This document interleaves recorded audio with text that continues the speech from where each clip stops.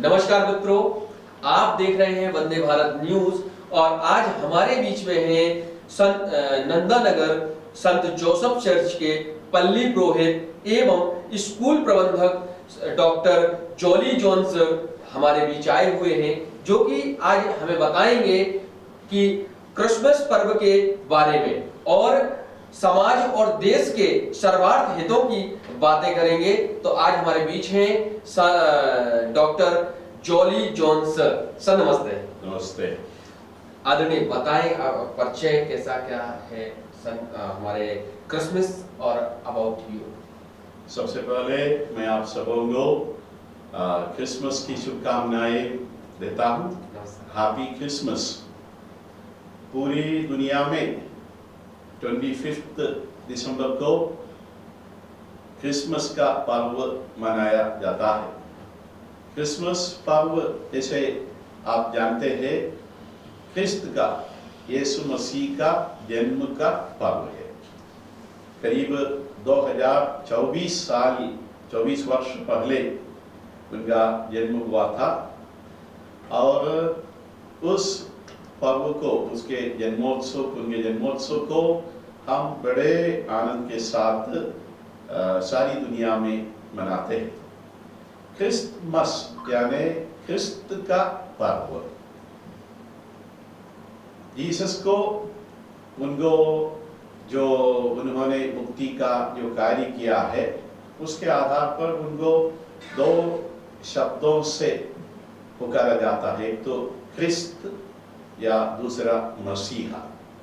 ख्रिस्त एक ग्रीक शब्द है और मसीहा एक हिब्रू शब्द है। क्रिसमस के बारे में बताने के लिए आज मुझे वंदे भारत न्यूज चैनल की ओर से एक सुअवसर प्रदान किया गया है। इसीलिए मैं राधे आचार्य को और उनके पूरे क्रू को धन्यवाद देना चाहता हूँ। आप लोग शायद आपके आसपास के चर्चों में देखे होंगे कि सजावट हुई है और वहाँ क्रिसमस के आनंदमय कैरल्स गीत गाए जाते हैं और प्रार्थनाएं होती है। अब मुख्य रूप से हमारे चर्चेस में आज रात को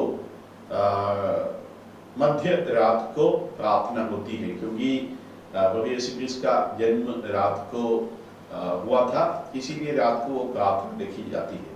कल सुबह भी अन्य समय में भी प्रार्थना होगी, मगर क्रिसमस की जो मुख्य प्रार्थना है वो रात को होगी। मतलब 24 दिसंबर के रात को एक प्रार्थना की जाती है ईसा मसीह के लिए, जो कि आज 24 तारीख को होती है।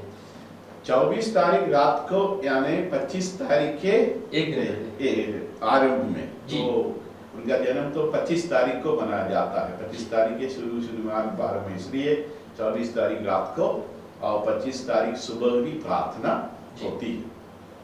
तो क्रिसमस के अन्य बातों के बारे में आप जानना चाहे तो मैं आपको बताऊंगा। पक्का। मैं बोला उत्सुक हूँ कि मतलब क्रिसमस में ऐसा क्या है, मतलब ऐसी कौन कौन सी नई बातें हैं जो समाज को नहीं पता है और समाज को पता होना जरूरी है। आपका इस सवाल के लिए और इसके बारे में बताने के लिए अवसर के लिए मैं धन्यवाद देता हूँ। आप लोगों ने देखा होगा, नहीं तो आपके आसपास के जो चर्चेस में आप जाइए, आप देखेंगे वहाँ जीसस क्राइस्ट का जन्म का झांकी बनाए हुए हैं और झांकी को हम लोग क्रिब बोलते हैं। क्रिब उसका हिंदी में गौशाला। क्यों गौशाला? क्योंकि प्रभु यीशु क्रिस्त का जन्म होने का समय में राजा अगस्तस ने, जो रोमी सम्राट था जी, और उन्होंने उस समय उनका यरूशलेम में और इस्राएल में राज्य था। उन्होंने ये राज आज्ञा निकाली थी कि सब लोग अपने अपने मातृ देश चले जाए और वहां अपने जनगणना की जाए। उद्देश्य ये था कि उनसे कर ले लिया जाए। और वैसे यीशु की माता मरियम और उनके पिता योसेफ बेथलेहम गए और बेथलेहम गया तो उस समय मरियम का प्रसव का समय आया और उनके लिए वहाँ कोई भी कमरा या जगह नहीं मिली। इसलिए उनको एक सराय में नहीं बल्कि एक गौशाले में अपने पुत्र को जन्म देना पड़ा। और इसीलिए वहाँ पर जो जानवर थे वो जानवर को गोशालोकृत में दिखाए जाते हैं। जी। और एक एंजल को देखेंगे, क्योंकि प्रभु यीशु क्रिस्ट का जन्म होने के तुरंत बाद स्वर्गदूत वहाँ जो गलीलिये थे, चरवाहे थे, उनको दर्शन दिया, बोला आपके लिए और सब लोगों के लिए मैं बड़े आनंद का संदेश सुनाता हूँ कि आपके लिए मुक्तिदाता का जन्म हुआ है। जी। और उस बालक को पहचानने का एक चिन्ह भी उन्होंने उनको बताया जी। कि सफेद कपड़ों में लपेटे हुआ एक बालक को आप देखेंगे। तो इनकी बात सुनकर वे सब वहां चले गए और बेथलेहम में बालक यीशु को माता मरियम और यूसुफ के साथ दर्शन किया। जी। और उसके बाद आप देखेंगे वहां पर 3 राजा है। ज्योतिषी लोगों ने एक अनोखा तारा देखा प्रभु यीशु क्रिस्ट के जन्म के समय पर। इसीलिए एक तारा हर क्रिसमस का एक अभिन्न भाग होता है। उस तारे का पीछा करते करते हुए ये 3 ज्योतिषी बालक यीशु का दर्शन करने और उनके लिए भेंट अर्पित करने आए। तो मुख्य रूप से ये सारी बातें हम क्रिसमस क्रिब में देखते हैं। फादर, मैं देखता हूँ कि क्रिसमस पर्व पे एक ट्री बनाया जाता है जिसे क्रिसमस ट्री बोलते हैं। जी। उसके बारे में बताएंगे प्लीज। क्रिसमस ट्री एक पाइन ट्री होता है। ओके। कोई भी ट्री क्रिसमस ट्री हो सकता है, मगर इसका जो ट्रेडिशन जो है वो यूरोप से है। यूरोप एक बहुत क्या है, शीतकालीन समय है अभी, और वहाँ पर पतझड़ के कारण अक्टूबर नवंबर महीना में अधिकतर पेड़ों के जो पत्ते जो है वो झड़ते हैं। केवल पाइन जाति के जो पेड़ है उसके पत्ते नहीं गिरते हैं। पाइन वो पेड़ का नाम है, उसका ओरिजिनल वो शब्द का उद्भव ये है कि पिन, क्योंकि उसका पत्ता आपने देखा होगा पिन जैसा है, इसीलिए वो शीत का सहने के लिए उसमें क्षमता है, वो पतझड़ नहीं होती है। तो पूरे जहाँ जहाँ भी ठंड की स्थिति है, हमारे उत्तर भारत में जाइए, कश्मीर या गुलमर्ग जैसे जगह, वहाँ पर भी यही स्थिति होगी। वहाँ पर केवल इस पाइन पेड़ के ही हरियाली हमको देखने को मिलते हैं, बाकी सब पेड़ सूखा सूखा दिखते हैं। अच्छा। तो ऐसी अवस्था में यही पेड़ को एक प्रतीक्षा के रूप में, एक आशा के रूप में, हरियाली को वे लोग घर पे शांति और हरियाली जो है शांति का प्रतीक होती है। एक और बात, इसमें अलग अलग रूप का तोरण टंगाए जाते हैं और उसमें गिफ्ट्स देखते हैं जी। और क्रिसमस ट्री के नीचे भी अलग अलग पैकेट में अच्छे अच्छे रंग के कागजों में लपेटे हुए गिफ्ट्स देखते हैं, जो घर के और घर से जो अच्छे संबंध रखते हैं, निकट संबंधी है, उनके लिए सबको गिफ्ट घर के जो मुखिया है वो खरीद कर पेड़ के नीचे रखते हैं, जो क्रिसमस के दिन घर के लोगों को बांटते हैं, उपहार स्वरूप दिया जाता है। फादर, क्या होता है क्रिसमस के पर्व में एक सेंटा क्लॉज जी आते हैं जो बच्चों को गिफ्ट देते हैं, हर किसी को गिफ्ट देते हैं। वो सेंटा क्लॉज कौन है और क्यों गिफ्ट वगैरह ऐसा प्रोवाइड करते हैं? ये आपने अच्छा सवाल पूछा, क्योंकि अधिकतर लोगों के लिए क्रिसमस मतलब सांता क्लॉज का पर्व है, सांता क्लॉज का जन्मदिन है, जबकि ऐसा नहीं है जी। जबकि सांता क्लॉज क्रिसमस का जो स्पिरिट है जी, उसका एक अभिन्न भाग है। क्योंकि सांता क्लॉज एक महान व्यक्ति थे, इनका ओरिजिनल नाम था संत निकोलस। सो संत निकोलस बोल बोल के वो सांता क्लॉज बन गया। वो करीब 3वीं सदी में आज के वर्तमान टर्की में उनका जन्म हुआ था जी। जवानी में ही उनके माता पिता का उनकी मृत्यु हुई और उनको बहुत संपत्ति जायदाद के रूप में मिली और उसमें वह गरीबों के लिए, अनाथों के लिए, जरूरतमंदों के लिए उस धन का उपयोग करते हुए उनकी सहायता की। बाद में वो चर्च में एक फादर बने और चर्च में बिशप बने और उन्होंने अपना यह उपकार का, यह सेवा का कार्य जारी रखा। इसीलिए सांता क्लॉज उस व्यक्ति है जो क्रिसमस के समय और अन्य समय गरीब लोगों को, जरूरतमंद लोगों को सहायता पहुंचाते थे। ये क्रिसमस का जो स्पिरिट है, देने का जो स्पिरिट है, जो गिफ्ट देने की जो परंपरा है, उससे सांता क्लॉज को आज अभिन्न रूप से जोड़ा जी, गया है। मतलब आपका कहना ये है कि मतलब जो भी व्यक्ति गरीबों की मदद करता है क्रिसमस के दिन वो एक सेंटा क्लॉज है। बिल्कुल सही, जी बिल्कुल जी। सही। आदरणीय, आज जो है समाज को एक ऐसा मैसेज जो चूंकि हमारे ईसा मसीह जी का जन्मदिन है, तो ईसा मसीह जी की तरफ से आप समाज को कोई एक ऐसा मैसेज देना चाहेंगे कि समाज में समानता, समरसता और प्रेम सद्भावना जैसे शब्द, परोपकार जैसे शब्द हों?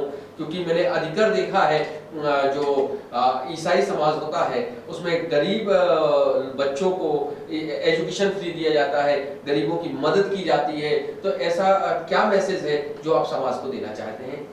इसका कारण ये है कि हम विश्वास करते हैं कि ईश्वर ने अपने पुत्र को, ईसा मसीह को हमारे इस दुनिया में मुक्तिदाता के रूप में भेजा।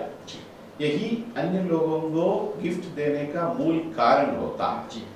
और ईश्वर होते हुए भी ईसा मसीह मनुष्य बने और बहुत गरीब परिस्थिति में उनका जन्म हुआ और बहुत कठिनाई के साथ उन्होंने जीवन बिताया और विशेष रूप से दलितों, गरीबों, दुखितों और बीमार लोगों के लिए काम करते उन्होंने उनकी सेवा की। इसीलिए हम विश्वास करते हैं कि यह हमारी आध्यात्मिकता है और मेरा ये अनुमान है कि जब ईश्वर का पुत्र मनुष्य बना तो इसका मतलब हो जाता है कि सारे लोग ईश्वरीय परिवार के सदस्य बन जाते हैं। जैसे ईश्वर सबको जोड़ता है, इसीलिए सब लोग ईश्वर में एक हो जाते हैं। वो समानता का, वो एकता का, उस प्रेम भाव का अनुभव करने का समय है जी। इसलिए मैं सोचता हूँ क्रिसमस का और अन्य समय में भी यही संदेश है कि आध्यात्मिकता का, धार्मिकता का यही उद्देश्य होना चाहिए कि हम अपनी जो समानताएं हैं उनको पहचाने, उसको पहचाने और एक दूसरे के साथ प्रेम और मेल मिलाप और क्षमा के साथ जीवन जिए। फादर, हमारे ईसा मसीह जी ने, यीशु ने इस समाज को बड़ा सुंदर बनाया था। समाज में प्रेम जो है, आपसी मेल मिलाप जो है, ईर्ष्या जलन की भावना का दमन करना, समाज में जो है एकता और समरसता को बनाया था। परंतु आज मैं देखता हूं कि छोटे छोटे से बच्चों के अंदर एक नशे की लत लगती जा रही है। वह जो है गलत संगतियों में पड़कर जो है क्राइम और अपराध की ओर बढ़ते जा रहे हैं। तो आपका कोई ऐसा संदेश, जैसे कि उनके माता पिता भी उन पर ध्यान नहीं दे पाते हैं, तो ऐसा कोई संदेश जिससे इन बच्चों को जो है सद मार्ग पर आने के लिए कोई एक ऐसा संदेश आप वंदे भारत न्यूज की तरफ से देना चाहेंगे? यह एक प्रकार से कोई नई बात नहीं है जी। इतिहास के पन्नों में हम देखते हैं कि आरंभ से ही इस प्रकार की बातें होती थी जी। वैसे जहाँ ईश्वर है वहाँ दुष्ट आत्मा भी है जी। जहाँ अच्छाई है, भलाई है, वहाँ बुराई और अधार्मिकता भी है। हमेशा इन दोनों का एक संघर्ष होता रहता है जी। तो गलत वातावरण से अपने बच्चों को, समाज को, सब लोगों को सुरक्षित रखना एक कठिन कार्य हो गया है आज के समय में। बहुत क्योंकि बहुत सारे लोग शायद गलत रास्ते अपनाते होंगे, अपने स्वार्थ लाभ के लिए दूसरों को किसी भी प्रकार की हानि पहुंचाने के लिए उनको कोई तकलीफ नहीं हो रही है। ऐसी बात बहुत दुर्भाग्य की बात है। तो बच्चे इस प्रकार की अपराध वगैरह करने जाते हैं तो ये बहुत भयानक स्थिति है जी। तो छोटी सी बात ये होगी कि सबसे पहले पाठशाला, सबसे प्रथम और महत्वपूर्ण पाठशाला परिवार है जी। और माता पिता बच्चों को उनका समय दे और उनके साथ समय बिताए, ये बहुत जरूरी है। बिल्कुल बिल्कुल, बहुत सही बात कही आपने। एक्चुअली होता क्या है कि माता पिता पैसे कमाने के लिए घर से बाहर निकलते हैं, बच्चों पे ध्यान नहीं दे पाते हैं और बच्चों को जो संगत मिलती है फिर वो धीरे धीरे करके उसमें बिगड़ जाते हैं। ये बहुत अच्छी बात कही फादर आपने। और फादर, जो कि आपने एजुकेशन और प्रथम पाठशाला की बात कही, तो एजुकेशन शिक्षा कहीं ना कहीं अपराध को जो है रोकने में सबसे बड़ा सहायक है। मैं भी बात को मानता हूँ, समाज भी इस चीज को स्वीकारता है। तो शिक्षा के विषय में आप क्या कहना चाहेंगे फादर, क्या संदेश देना चाहेंगे? शिक्षा कैसी होनी चाहिए, बच्चों को कैसे शिक्षण संस्थान में भेजना चाहिए ताकि उसका बौद्धिक विकास भी हो और वो जीवन के अपने संघर्षों को लड़ते हुए एक कामयाब जीवन जी सके? हम लोगों का जो एजुकेशन मिनिस्ट्री है, इसका मूल तत्व ये है कि हमें जो प्रकाश प्राप्त है वो दूसरों को देना, और उसके लिए सबसे अच्छा माध्यम शिक्षा है। बहुत सुंदर, बहुत क्योंकि जब मनुष्य को अपने बौद्धिक विकास होता है और अन्य लोगों के बारे में, अन्य संस्कृतियों के बारे में, अन्य बातों के बारे में ज्ञान होता है, एक प्रकार से उनका मन का विकास होता है। और केवल मन का विकास से कार्य नहीं होता है, मन का और उनका हृदय का एक तालमेल होना चाहिए। अगर कोई अपने जो ज्ञान है, बौद्धिक विकास है, वो केवल अपने स्वार्थ कार्यों के लिए ही उपयोग करे, बिना कोई सामाजिक या अन्य लोगों के लिए समर्पण के अभाव, तो ये किसी को भी सही रास्ते पर नहीं ले जाता है। वो एक स्वार्थ की, एक लालच की एक भावना, शायद आज के समाज में ऐसा देखा जाता है कि लोगों को ज्यादा पाने के लिए, लेने के लिए एक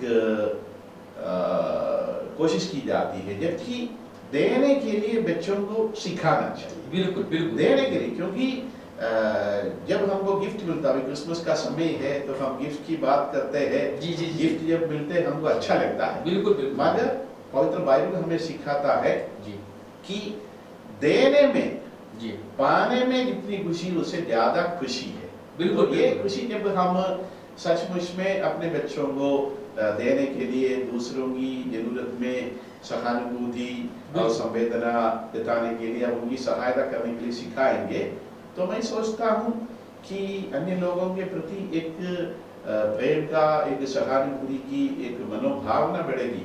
वो ही समाज में अलग अलग प्रकार के कुकर्मों को रोकने के लिए एक कारण बन सकता है। बहुत सुंदर मैसेज दिया आपने कि शिक्षा एक ऐसा वो मंत्र है जिसे रट के लिया तो फिर वो जिंदगी के किसी भी अंधकारमय जीवन को नहीं जिएगा और एक रोशनी और प्रकाश की ओर जाकर कामयाबी को हासिल करेगा। फादर, हम जो क्रिसमस का पर्व मनाते हैं, ये बड़ा ही मिलनसार पर्व होता है, जब हम एक दूसरे से मिलते हैं, एक दूसरे की खुशियों में शरीक होते हैं, एक दूसरे के मनोभाव को जानते हैं। जहाँ तक मेरा मानना है कि जो खुशी प्राप्त करने में नहीं है वो दूसरों को देने में है, तभी जो है सेंटा क्लॉज जी जो है दूसरों को गिफ्ट बांटते हैं और खुश होते हैं। वास्तविकता में किसी को कुछ देना बहुत बड़े खुशियों का पल होता है। जो आपने आज हमें शिक्षा दी, जो ज्ञान दिया, वो हमारे लिए बहुत हितकारी है। आज वंदे भारत की तरफ से आप समाज को क्या मैसेज देना चाहेंगे कि समाज को किस प्रकार रहना चाहिए ताकि देश और समाज का विकास हो सके? आज बात करते हैं देश और समाज में व्यक्ति की क्या भूमिका होनी चाहिए, एक सामान्य व्यक्ति को ऐसा क्या कार्य करना चाहिए कि देश और समाज का नाम रोशन संसार जगत में हो? सबसे पहले मैं वंदे भारत के न्यूज चैनल के सभी दर्शकों को एक बार पुनः क्रिसमस की शुभकामनाएं देना चाहता हूं। और वंदे भारत न्यूज चैनल की ओर से मुझे मालूम हुआ है कि लोग जो अच्छे कार्य करते हैं, जिनकी कोई मान्यता नहीं देते हैं, ऐसे लोगों को पहचान देने के लिए, उनको मान्यता देने के लिए प्रयास किया जा रहा है। ये बहुत अच्छी बात है। और साधारण रूप से क्या है कि जो लोग बड़े कार्य करते हैं उनको अधिक पुरस्कार मिलते हैं, प्रशंसा होती है, मान्यता होती है, जबकि इस दुनिया, चाहे परिवार में हो, हमारे आस पड़ोस में हो, छोटे मुल्कों में हो, सब लोगों के छोटे छोटे कार्यों के द्वारा ही समाज आगे बढ़ता है। बिल्कुल बिल्कुल, जैसे धन्य संत माता तेरेसा कहा करती थी कि बड़े कार्य करने में नहीं बल्कि छोटी छोटी बातों को भी बड़े प्रेम के साथ करने में महानता। Not doing great things, but doing even the small things with great love. तो वंदे भारत के जो दर्शक है, मेरा ये संदेश है कि क्रिसमस के समय पर ईसा मसीह का जो प्रेम है, जो आनंद है, जो शांति है, वो सबको प्राप्त हो, आपको, आपके परिवारों में, और आप लोगों का ये जो प्रयास है दूसरे लोगों के जो निस्वार्थ रूप से समाज के अन्य लोगों की उन्नति के लिए जो कार्य कर रहे हैं, उनको मान्यता देने के लिए, उनको पुरस्कृत करने के लिए ये प्रयास, ये सराहनीय है। मैं आपको बधाई देता हूँ। ये कार्य आगे रखिए। बड़े बड़े कार्य नहीं, छोटे छोटे कार्य भी कई बार करने से, अलग लोगों को जोड़ने से, बूंद बूंद से बनते हैं सागर, यही बात होती है। आदरणीय, मैं भी यही प्रयास कर रहा हूँ कि समाज के उन लोगों को जिनके अंदर छोटा सा भी हुनर है, जिसकी वजह से वो एक पहचान पा सकते हैं, वंदे भारत उन सभी को एक पहचान देना चाहता है, उनके कार्य को समाज के बीच लाना चाहता है, उन्हें एक स्टेज देना चाहता है। तो आदरणीय, मैं आपसे एक निवेदन करना चाहूँगा कि जो आज हमारा जो क्रिसमस का पर्व है, उसकी क्या रूपरेखा रहेगी, कितने बजे आपकी प्रेयर होगी अपनी, और कितने बजे हम इस पर्व को मनाएंगे, ऐसा कुछ टाइमिंग आपका कुछ समय बताएंगे? सामान्य मैं सोचता हूँ कि सभी चर्चेस में रात को 11 बजे के आसपास प्रार्थना होगी, या सुबह भी प्रार्थना होगी। जैसे शुरुआत में मेरे बारे में बताया गया कि मैं इंदौर शहर के नंदनगर क्षेत्र में स्थित संत जोसेफ चर्च का पलिब्रोहित हूँ, और वहाँ हमारे लिए 10:30 बजे रात को करोड़ गायन है। आधा घंटे के उल्लासमय गीत है यीशु मसीह के जन्म के बारे में। उसके बाद बराबर 11 बजे पवित्र मिस्सा, जो हमारी मुख्य प्रार्थना है, आरंभ होगी। वो मान लीजिए 1 बजे तक खत्म हो जाएगी, जिसके बाद आपस में केक बांटने का, खाने का, एक दूसरे को क्रिसमस विश करने का समय रहेगा। तो मान लीजिए 1:30 बजे 2 बजे तक सब लोग अपने घरों में जा सकेंगे। और कल दिन भर सभी चर्चेस पब्लिक के लिए खुला रहता है। अब मैं बहुत प्रसन्नता के साथ, आभार के साथ ये बोलना चाहता हूँ कि इंदौर के मुख्य चर्चेस में मैंने कार्य किया है कि इंदौर के बहुत सारे लोग बड़े प्रेम और आत्मीयता के साथ क्रिसमस के दिन और अन्य दिनों में, विशेष रूप से क्रिसमस के दिन, हमारे चर्चेस में आते हैं, हमसे मिलते हैं, बधाई देते हैं। और मैं आशा करता हूँ कि ये परंपरा, ये सामाजिक सद्भाव बनी रहे, और जितने भी लोग हमारे आसपास में रहते हैं, कृपया आइए और क्रिसमस के दिन हमारे साथ क्रिसमस का केक जरूर खाइएगा, उसमें हमारी खुशी में भाग लीजिएगा। बहुत बहुत धन्यवाद आपका, हम लोग सभी को आमंत्रित करने के लिए। आज फादर ने जो हमें आशीर्वचन दिए, शुभ आशीर्वाद दिया, जो हम लोगों को नीति बताई समाज में जीने की, समाज में आगे बढ़ने की, वह वास्तविकता में बहुत ही कारगर, बहुत ही कामयाब नीतियां हैं। फादर, आपके बताए रास्तों पर हम कोशिश करेंगे हमारे समाज के सभी लोग चलें और देश और समाज का नाम रोशन करें। आप यहाँ आए, आपने जो अनमोल समय दिया, उसके लिए आपको बहुत बहुत धन्यवाद। हमारे न्यूज़ चैनल की तरफ से आपका स्वागत है, अभिनंदन है, धन्यवाद। धन्यवाद।